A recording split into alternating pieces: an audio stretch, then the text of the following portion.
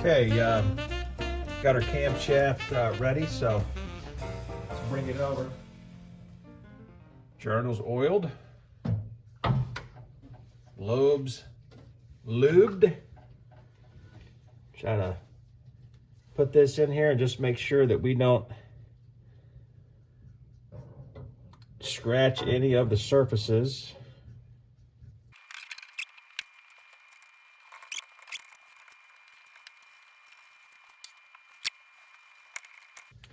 Now I got some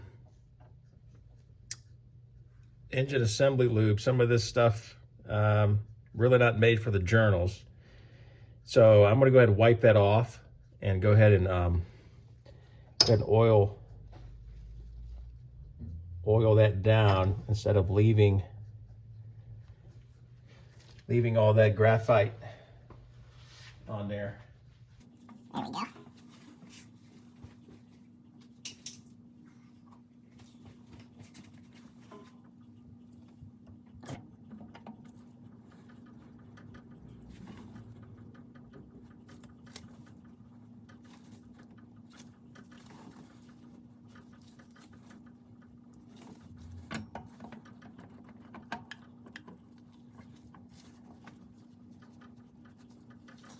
And we're in.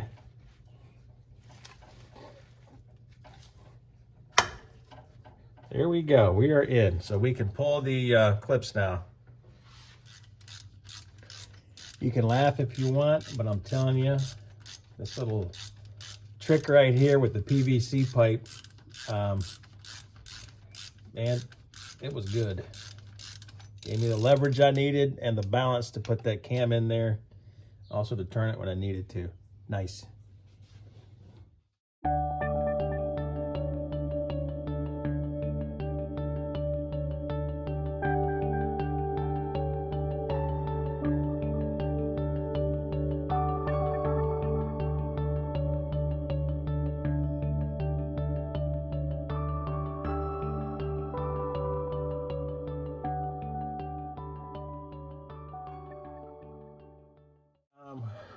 We have our spacer washer installed with the bevel towards the cam. I've already put the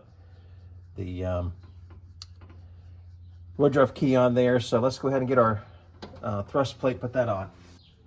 These bolts here are going to go, I think the book says 12 to 15 foot-pounds of torque. You want to make sure you get this right, because we're going to check in play when we've got everything installed. Like the book says, and I think it's supposed to be between 3 and 7 thousandths, I think, as I recall. So we're going to get right on that. But first, let's go ahead and install the washers and so on. All right, we want to check for run out first. I'm not even going to install the chain. I'm just going to put all the components here on the end of the camshaft, and here this first here. So get everything installed the way it's supposed to be. Of course, you need to remember the way that all this goes, because it's quite important.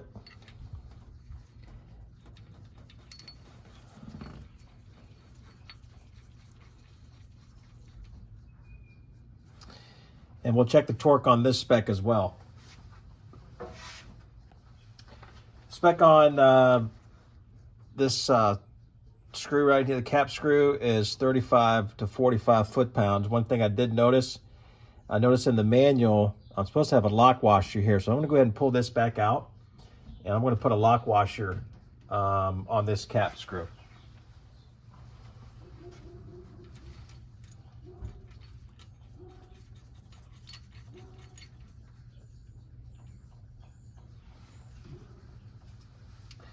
Once again, that's 35 to 45 foot-pounds. All right, we got this gauge set up here. I'm going to kind of zoom in on it and see if you can tell. I pushed it all the way back and in, and well, you can see it moving there. But anyway, I pried it back, and I got about 4 thousandths, a little bit more than 4 thousandths play. So if I understand, 3 to 7 thousandths is what we're looking for. So we got the run out we need. Okay, just kind of set up here. You can't see everything, but just kind of checking to see what lift I've got. I'm going to go backwards here. I went on the base and zeroed myself out. Hold on a second, I'm just about 1 degree off here. Gotta fix this real quick. There we go.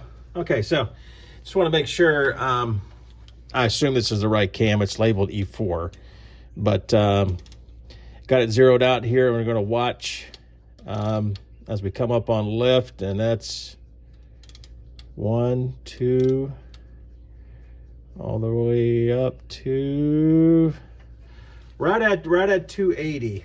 So give or take a degree or two. I'm kind of off with say that with the thousands. I say I'm not a degree, but 283 is what we're looking for, and this surely does look spot on. Doesn't account too if you got a little bit of play right there. So I'm pretty sure we're on the money for lift. All right, you may recall with the Rollmaster set, you see that dot right there? That's our dot that we're going to be using to set our timing, obviously for the crank. But we're going to go take a look at the instructions real quick for how to do the cam gear as well. All right, looking at the Rollmaster set, you got adjustable on the crank for 2, 4, 6, 8, and of course, if you know, it's 2 to 1. So, for instance, 6 degrees of advance will give me 3 degrees of advance on the cam. The way the timing marks work here. So the instructions are pretty easy to follow. The only issue is that the only mark that's made on the Rollmaster set is just the standard. That's it. So that it kind of shows you where the keyway should be, and then of course where your dot is at as well. And then of course the only dot on the cam gear. So let's get those lined up first with standard timing, and we'll see where we're at on degreeing our cam. There's a lot of stuff on the internet or on YouTube about degreeing a camshaft, so I'm not going to get real detailed, but just to show you what I'm doing, I've got the degree wheel here and a way to turn it with that collar, the crankshaft. But what I've got a piston stop over here. I'm 4 degrees to the right and then 12 over here to the left. So split the difference. That's 16, so I need to be at 8 degrees on either side of top dead center, or where the 0 mark is. What that means is I've got to move my pointer 4 degrees to the right, clockwise, and then once I do that, then I should be able to take my degree wheel, spin that so where top dead center matches exactly where I'm at with that point right there. So we should be good after that. All right, so after moving it and just double checking, I was 8 degrees on the other side. It looks like I'm 7, just about 7 or a little bit more than 7 over here on this side. So we're going to make one more little adjustment because I want exact top dead center on this for sure. Okay, we got our dial indicator hooked up on the intake here, number 1, and we've come past full lift at 50, okay, and then we got the slack out of the chain. We actually went 60 backwards and then another 10, of course, back to 50. And we're going to take a reading here, and we're right at 60 degrees, so we're going to write that down. One of the things I brought to the shop with me here is just a printout of Ted Eaton's instructions on degreeing a cam and a Y block. I highly recommend you go online, look at his series of articles, print this off. It'd be a tremendous help to you. This is really what we're following here. The next, after we're taking this reading of 60, what we're going to do is we're going to come over top. So what that means is we're going to rotate clockwise until we're 50 the other way. 50 thousandths the other way to get the reading here is at 150, and then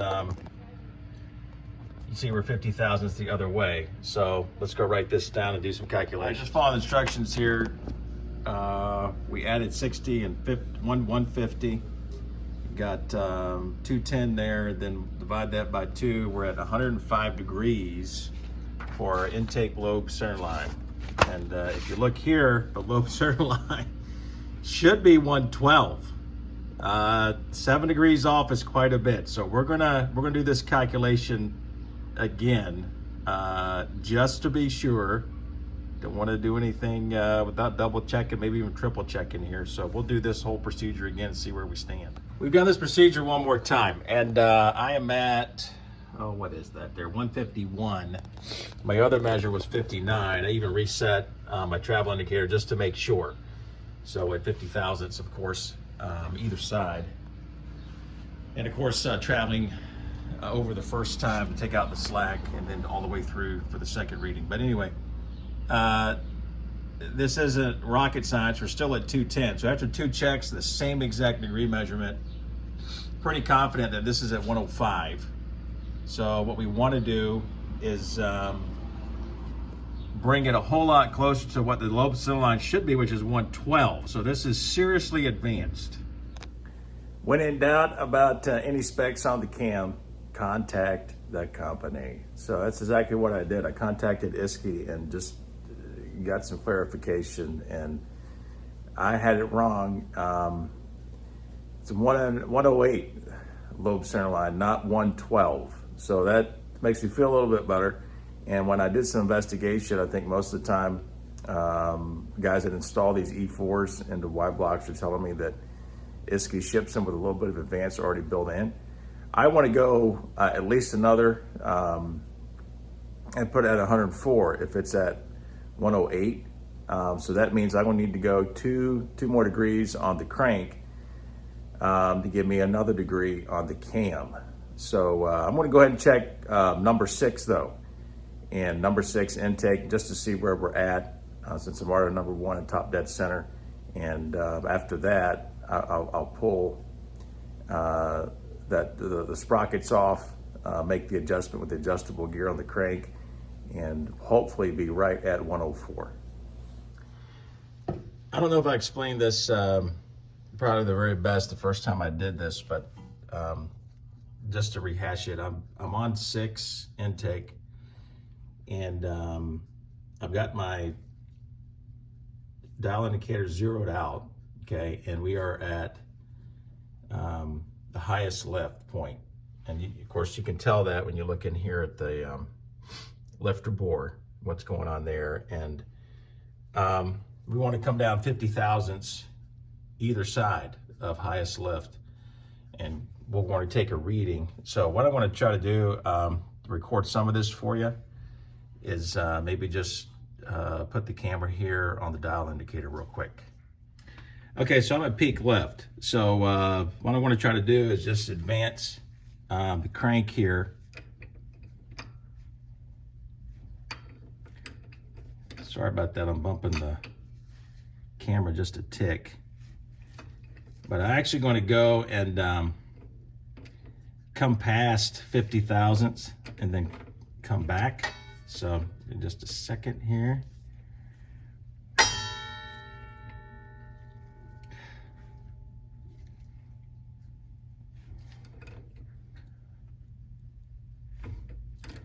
Just going to go back or over a little bit. And then I'm just going to come back to 50 thousandths. This will help take the slack out of the chain. Kind of be as precise as we can here.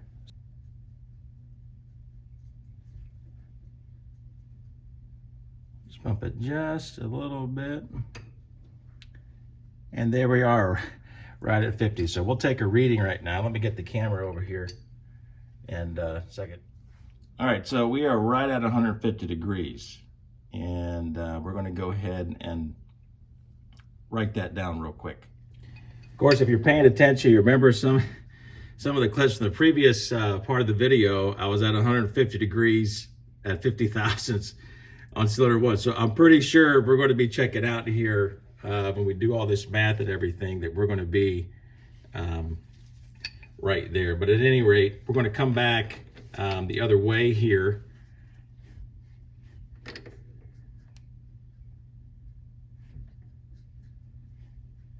Oop, sorry about that.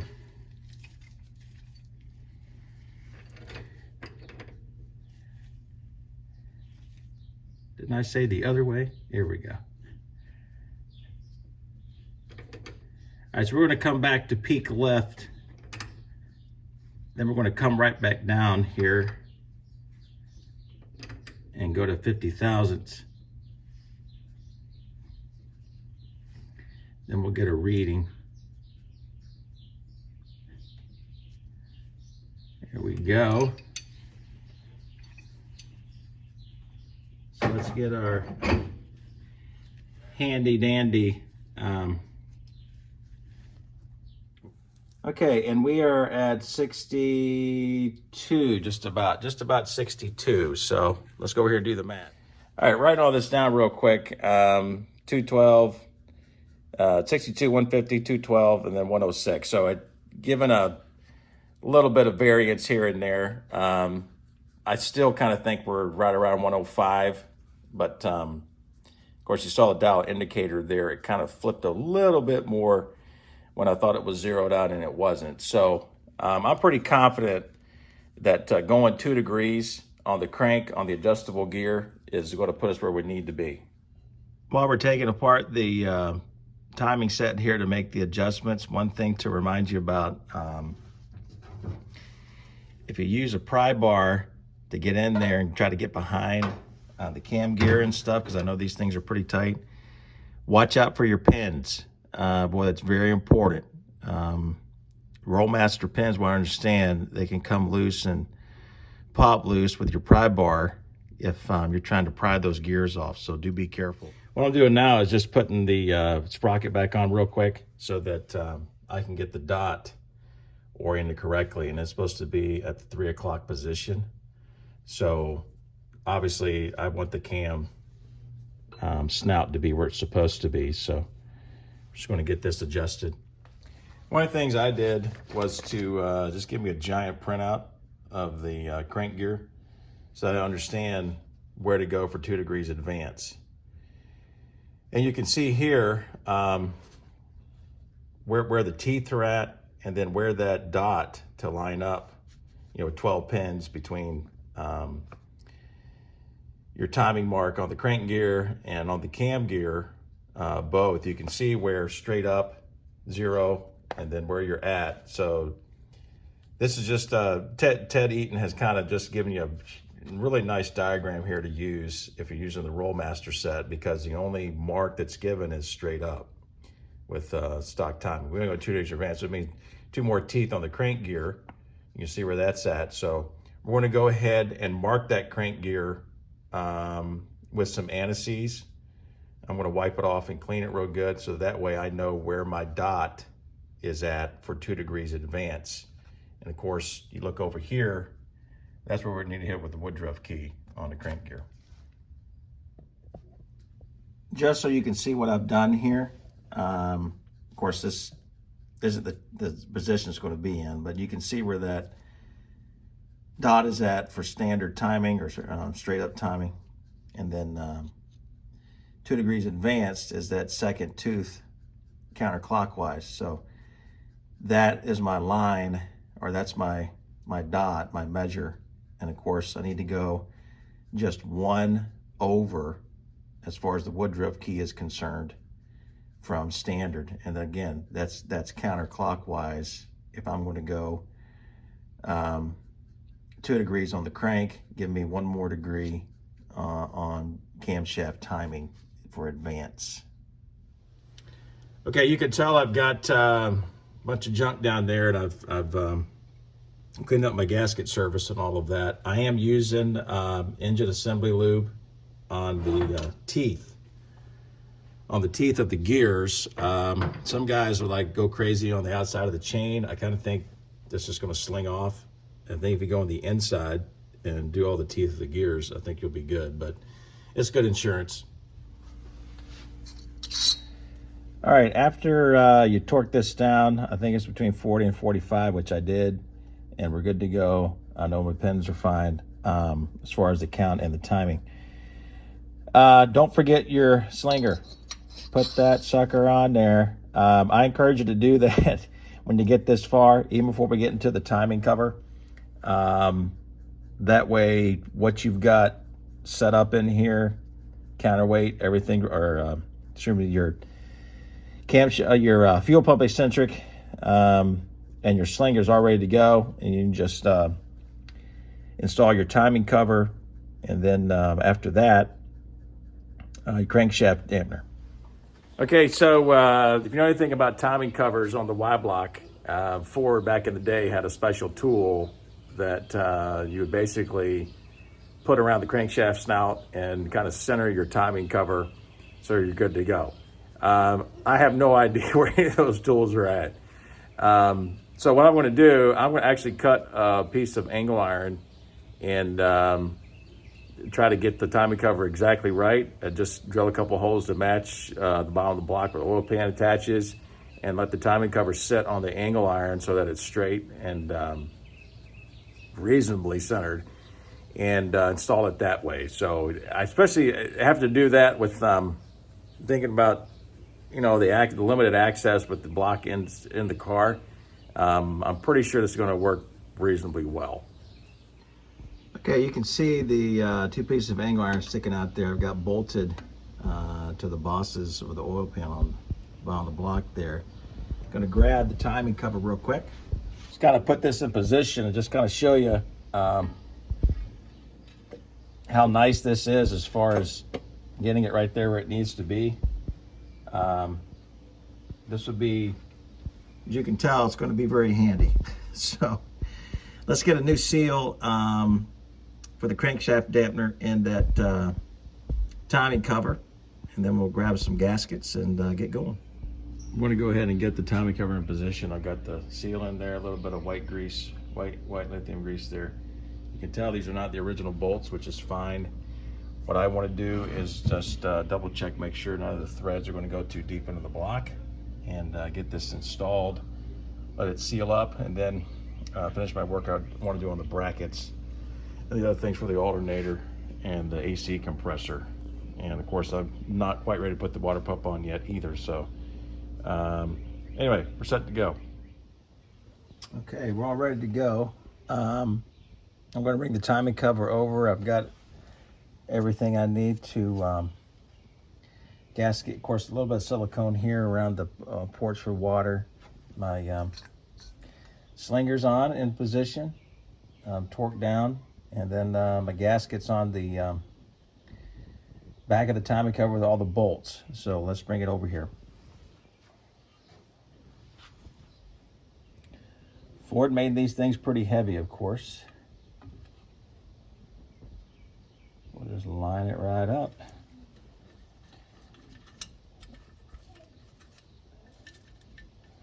And start screwing it all in.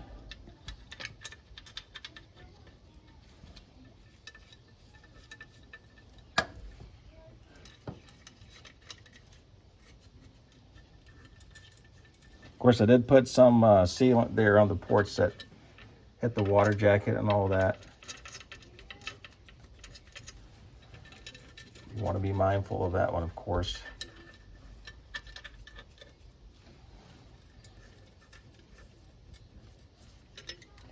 Of course, we're centered top to bottom. We just want to make sure, kind of check and see if you're centered left to right. Because it can shift a little bit. Not much, but it can. So we'll go ahead and get a ratchet and get all this cinched down.